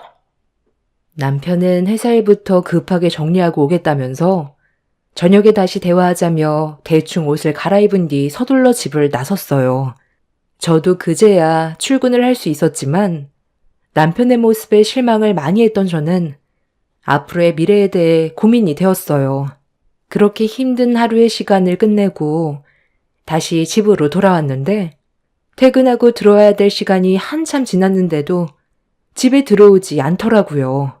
전화도 해봤지만 받지 않길래 그때부터 또다시 불안해지기 시작했고 늦은 새벽 시간이 되어서야 들어온 남편은 또다시 저에게 실망을 안겨주었습니다. 아침에 심각하게 대화를 했으면 반성이라도 하는 모습을 보여주는 게 맞는 건데 정신을 차리지 못할 정도로 또다시 술을 마시고 들어왔길래 더 이상 믿고 살아갈 수 없다는 걸 확실하게 알 수 있었습니다. 그런데 그날 엄청난 사건이 터지게 되었고 남편은 경찰 조사를 받아야만 했어요. 잘한 것도 하나도 없는 놈이 저를 보자마자 아침에 있었던 일들이 떠올랐는지 저에게 삿대질을 해댔습니다. 너, 내가 어느 정도 맞춰주고 사니까 내가 아주 우스워 보이지? 내가 술 마시는 것까지 눈치를 봐야 돼? 오늘 무슨 일이 있었는지 알아? 내가 회사에 찾아가 사장님한테 좋게 해결하자고 부탁했는데 내 말을 끝까지 안 들어주더라고. 7년을 밑에서 개같이 일해줬는데 술 좀 먹고 늦은 거 가지고 나를 내치고 그 자리에 다른 직원을 앉혀? 이런 상황에 내가 지금 술을 안 먹고 제정신으로 있겠냐고. 하루아침에 실업자가 됐는데 오늘만큼은 당신도 이해해줘야 되는 거 아니야? 누가 보면 사장님이 잘못한 줄 알겠네. 네가 그동안 보인 행실이 얼마나 개차반이었으면 퇴사 처리를 했겠어. 사장님이 불쌍해서 데리고 있어준 거라던데?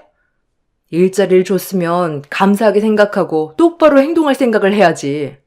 잘난 것도 없는 주제에 뭐라도 되는 것 마냥 얘기하더니 아주 꼴 좋다. 어차피 나도 너랑은 더 이상 같이 살고 싶지도 않아. 아무리 안 좋은 일이 있었다 해도 일단 나와 먼저 대화를 해서 해결 방법을 찾아야 되는 게 우선 아니야? 네가 잘못해서 이런 일이 벌어졌으면 정신 차리고 오늘 일을 계기로 앞으로는 이런 실수가 없게끔 행동해야 되는 게 맞는 거 아니냐고. 새벽 4시가 다 되어서 들어온 당신이 너무 실망스럽고 앞으로 함께 살아가야 하는 미래가 그려지지도 않아. 그냥 앞이 캄캄한 암흑 같아. 이렇게 살 바엔 차라리 혼자 사는 게 낫지. 우리 여기까지만 해. 네가 뭔데 그런 결정을 내려?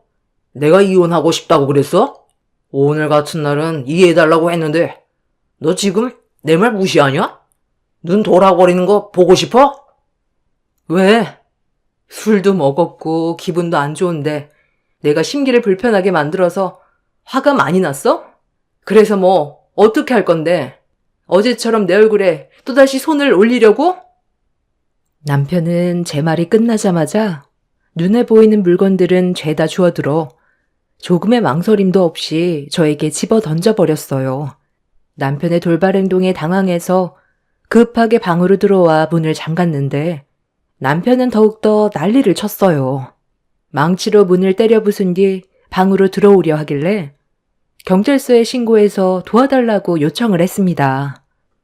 그리고 그 사이 남편이 방문을 부수고 들어와 절대로 해선 안 될 행동을 저질렀고 경찰이 왔을 땐 이미 늦어버린 상태였습니다.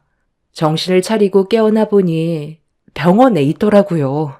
희미하게 눈을 떴는데 양가 부모님의 대화 소리가 귀에 들렸고 제가 왜 병원에 누워있는지 알 수가 있었습니다. 지금 제 딸을 보고도 그런 말이 나와요? 아니 얼마나 세게 우려쳤으면 정신을 잃어서 병원까지 왔겠어요. 잘못을 했으면 처벌은 당연히 받아야죠. 제 아들에게 대충 들어보니까 며느리도 잘한 게 없더구먼요. 잘 다니고 있던 회사에서 대사 처리가 되니까 그게 마음 아파서 술 좀 마신 거 가지고 엄청 닥달했었다는데요. 그런 성격의 며느리였으면 애초에 결혼식도 올리지 않았을 겁니다. 내 아들이 힘들어하는 걸 봤으면 일단 위로부터 해줘야 되는 게 맞는 건데 그 전에 행실이 안 좋아서 회사에서 잘린 거라는 둥 마음을 후벼 파는 그런 말들을 하니까 기분이 안 좋은 건 당연한 거죠. 저는 맞을 짓을 했다고 보이는데요. 내 딸을 데려가기로 했으면 그만큼 책임지는 행동을 보여야 되는데 술 퍼먹고 저지경으로 만들어 놓은 게 당연하다고 생각하는 거예요? 이 사람들 안 되겠구만. 양가 부모님의 목소리가 점점 높아지더니 결국 머리채까지 잡고 싸우게 되는 일까지 생겨버리게 되자 저에게 해를 가한 그놈을 절대로 선처해주고 싶지가 않았어요. 정신을 차린 뒤 그만하라고 힘겹게 목소리를 냈는데 이런저를 바라보던 시모가 아무렇지도 않은 것 같은데 대충 합의하고 끝내자면서 엄마를 뿌리치고 저에게 다가왔어요. 예, 너한테도 아예 잘못이 없는 건 아니잖아. 내 아들한테 상처되는 말을 했으니까 지금 그 꼴을 당한 건데 왜 내 아들이 처벌을 받아야 하는 거니? 괜히 일 키우지 말고 최대한 좋게 합의 보고 끝내는 걸로 하자. 병원비랑 이혼 위자료 챙겨줄 테니까 이혼 서류에 도장 찍고 조용히 갈라서면 되잖아. 지금 상황 파악이 전혀 안 되나 보네. 당장 무릎 꿇고 용서를 구해도 모자랄 판에 대충 합의 보고 끝내자고? 내가 뭘 잘못했는데? 당신 아들이 나를 속이고 결혼까지 한 건데 뭘 잘못했다는 거야? 술 처먹고 여자에게 손을 올리는 게 맞는 거야? 당신들이야말로 우리 가족을 속이고 그놈과 결혼하게 만든 거 아니야? 여자한테 손버릇이 있다는 걸 알았으면서 이런 사실 숨기고 결혼시킨 거 사기 결혼에 성립이 되는 거 알고 있지? 합의? 웃기지 마. 나는 그 자식 콩밥 먹을 거야. 네가 원하는 대로 될 것 같아? 우리는 변호사 선임 안 하니? 사기 결혼이라고? 우리야말로 사기를 당한 거지. 조신한 척하면서 평생 내 아들과 잘 살겠다고 데려갔으면 잘못을 했어도 이해해줘야 되는 건데 조금의 실수도 용납하지 않고 상황을 더욱더 악화시켜서 경찰 조사까지 받게 됐는데 우리가 가해자라고? 네가 애초부터 그런 모습을 보이지 않았다면 내 아들 너한테 주지도 않았어. 너 지금 병원에 입원한 것도 꾀병 아니야? 일부러 이런 식으로 접근해서 돈 뜯어갈 생각 아니냐고? 지금 환자인 내 딸한테 뭐라고 그러는 거야? 이 사람이 달린 입이라고 말을 막 하네. 우리는 절대로 합의 같은 거 없고 무조건 법적 대응할 거니까 당장 나가. 엄마가 시모를 가로막은 뒤 당장 병실에서 나가라고 소리를 지르자 시모는 엄마를 밀친 뒤 저에게 가까이 다가와 얼굴을 들이밀면서 삿대질을 해댔어요. 합의하지 않으면 가만두지 않겠다면서 무서운 눈빛으로 저에게 협박하길래 삿대질하는 손가락을 콱 깨물어 버렸습니다. 시모는 저보고 개가 됐다면서 저에게 물린 손가락을 빼내기 위해 발버둥쳤지만 그럴 때마다 더 세게 물어버렸어요. 저희 가족을 무시하는 것도 참을 수 없었지만 그 인간 때문에 제가 병원에 입원을 했는데도 저에게 조금이라도 미안한 마음이 없었다는 거에 화가 나 시모의 손가락을 물고 놔주지 않았습니다. 그렇게 병실에서 한바탕 난리가 나자 간호사들까지 모여서 시모와 저를 겨우 떼어놓을 수 있었고 시모는 손을 움켜쥐며 병실을 뒹굴었어요. 아쉽게도 약간의 상처만 났을 뿐 크게 다치지는 않았습니다. 결국 그날 이후 저는 남편을 상대로 소송을 제기했고 법정에선 당연히 제 손을 들어주었습니다. 그리고 그 사람이 저에게 손을 올린 행동에 대해서는 징역 1년 6개월형을 받았습니다. 이혼을 하게 되면서 정신적인 고통에 대한 위자료도 받았지만 그건 저에게 크게 위로가 되지 않았어요. 그 사람 때문에 저희 가족은 한동안 힘든 시간을 보내왔었고, 징역 1년 6개월이 너무 적게만 느껴졌습니다. 그 사람과의 사이에 애가 없다는 게 다행이긴 했지만, 그 사람과 함께 살아온 시간이 너무 아까웠어요. 2번 다시 똑같은 실수를 반복하고 싶지 않았고, 몇 년의 시간이 흐른 뒤 다른 사람과 인연을 맺게 됐을 땐 더 신중해질 수밖에 없었습니다. 그리고 과거의 아픔을 전부 잊게 해준 한 사람을 만나 다시 한번 결혼 생활을 하게 되었습니다.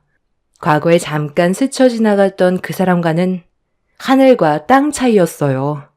저에게 정말 잘해주었고 하루하루가 너무 소중할 만큼 저에게는 매일이 행복한 시간이었습니다.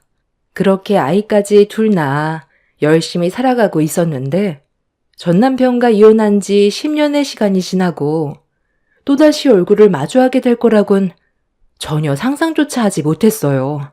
한국 땅덩어리가 좁다곤 하지만 그래도 이 많은 인구 속에서 또다시 마주치게 될 거라곤 전혀 예상하지 못했던 순간이었죠.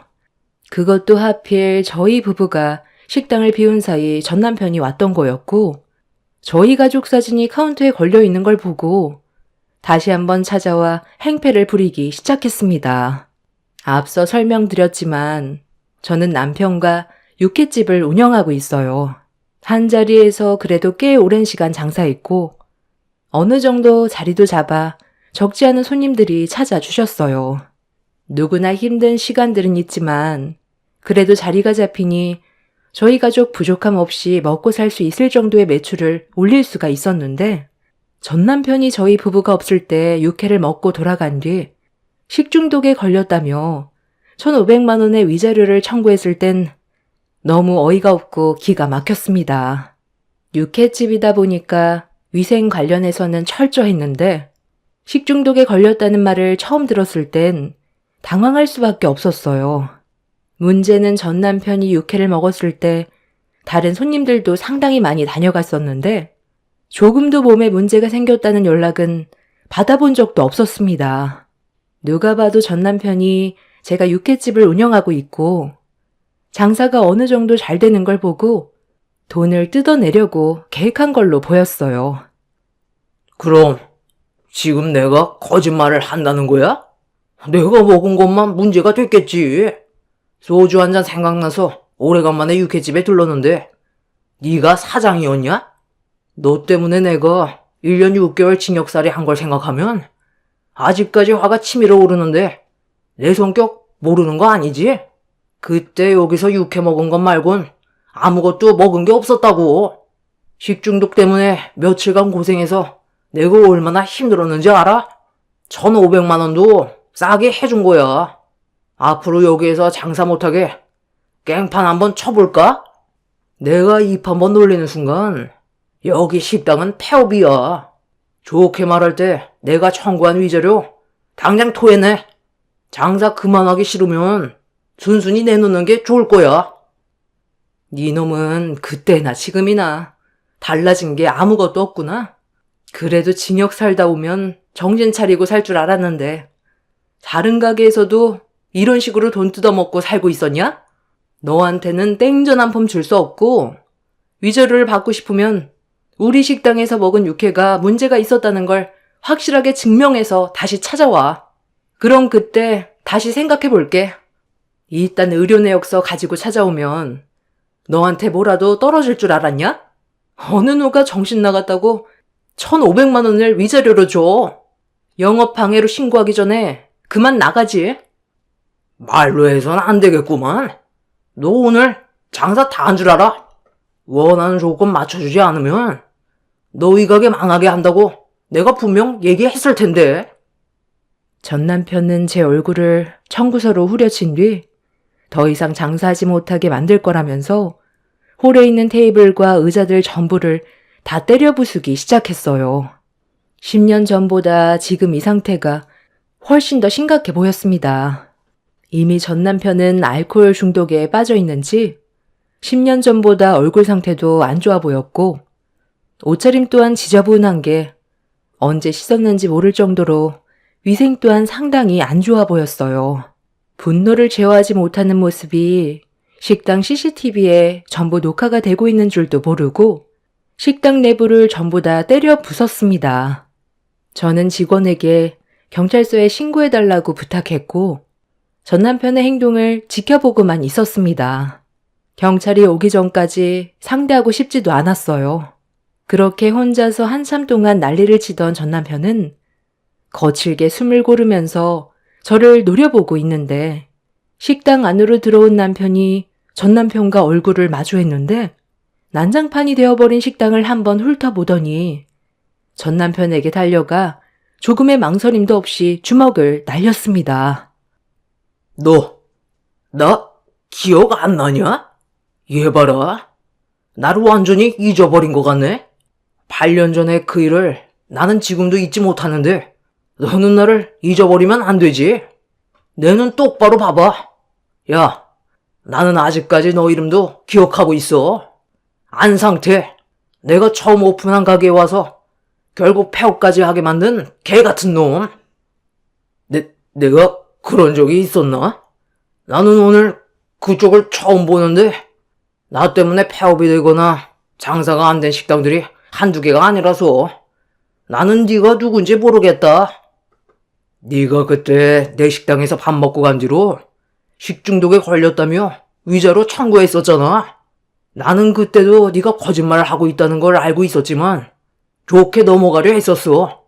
병원에서 식중독에 걸렸다는 진단서를 떼오라고 했는데도 행설수설하면서 무조건 돈부터 요구하길래 그냥 내쫓아버렸는데 그날이 있고 난 이후 내 식당에서 밥을 먹으면 식중독에 걸린다는 소문이 퍼졌고 동네 카페에까지 안 좋게 소문이 퍼지면서 내 식당엔 위기가 찾아와 거짓 소문이라고 해명글까지 올리며 노력을 했지만 한번 생긴 불씨는 결국 폐업까지 가게 만들었어.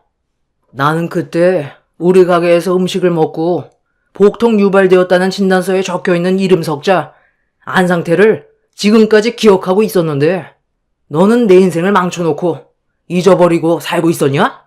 너 오늘 잘 걸렸다.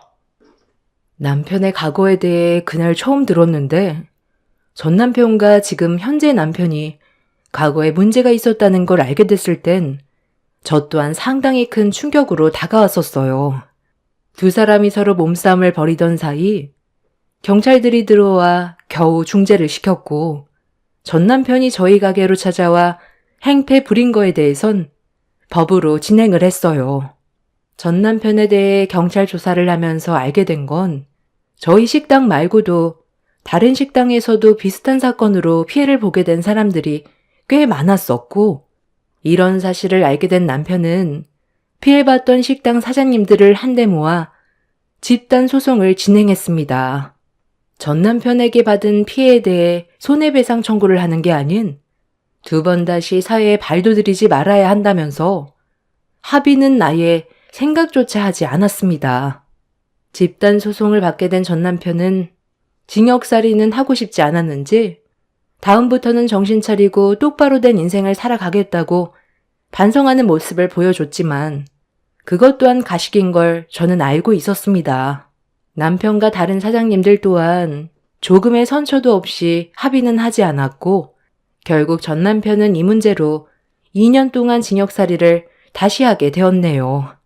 법적 소송을 진행하면서 알게 된 건 전 시부는 현재 요양원에서 보살핌을 받고 계시고 전 시모는 암으로 돌아가셨다는 걸 들을 수 있었습니다. 그리고 지금까지 전 남편은 제대로 된 직장도 없이 일당직으로 건설 현장을 전전하면서 하루살이 인생을 살아가고 있었다는 것도 알 수 있었네요. 만약 제가 이 사람과 결혼 생활을 계속 유지했더라면 저 또한 지금의 행복을 누리지 못하고 있었을 겁니다. 사람을 잘못 만나면 한순간에 인생을 종친다더니 그 말이 맞는 것 같아요. 다시 한번 징역을 살고 나온다 해도 그놈이 10년 전이나 지금이나 달라질 건 없겠지만 그래도 다음에 나올 땐 정신 좀 차렸으면 좋겠어요. 인생에 하나뿐인 배필을 만들 땐 신중하게 결정하시길 바랍니다. 한 번의 잘못된 선택이 남은 인생을 무너뜨리게 할 수 있다는 걸 제 사연을 통해 많은 분들이 느끼셨으면 좋겠습니다.